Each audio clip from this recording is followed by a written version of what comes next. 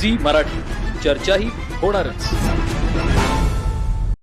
बदलत्या काळात आधुनिक यंत्रसामुग्रीचा वापर वाढला असला तरी कुंभोज परिसरातील घिसाडी समाजाची पारंपरिक लोखंडी अवजारं तयार करण्याची कला आजही अबाधित आहे.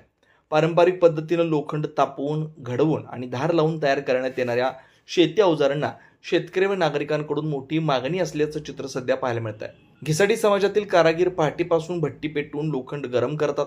हातोड्याच्या घावांनी त्याला आवश्यक आकार देत कुदळ, फावडे, टिकाव, खुरपे, विळे, कोयते यांसह विविध शेती उपयोगी अवजारं तयार केली जातात. हातानं तयार केलेल्या या अवजारांची मजबूती आणि टिकाऊपणा यामुळे ग्रामीण भागातील शेतकरी आजही त्यांना पसंती देतात. शेतीच्या कामांना वेग येत असल्यानं आवश्यक अवजारं खरेदी करण्यासाठी कुंभोज परिसरातील एसटी स्टँड परिसरात नागरिकांची मोठी गर्दी होते.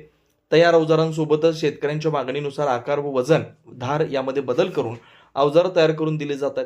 आधुनिक तंत्रज्ञानाच्या युगात पिढ्यानपिढ्या जपलेली ही पारंपरिक लोहार कामाची कला रोजगाराचं साधन ठरते. घिसाडी समाजाच्या कौशल्याची ओळख टिकवून ठेवत या पारंपरिक व्यवसायाला शासनाकडून प्रशिक्षण, आधुनिक साधनं व आर्थिक मदत मिळाल्यास ही कला पुढील पिढ्यांपर्यंत अधिक प्रभावीपणे पोहोचेल अशी अपेक्षा व्यक्त होते. कुंभोज प्रतिनिधी विनोद चिंगेंसह कॅमेरामॅन अतुल कसबेकर.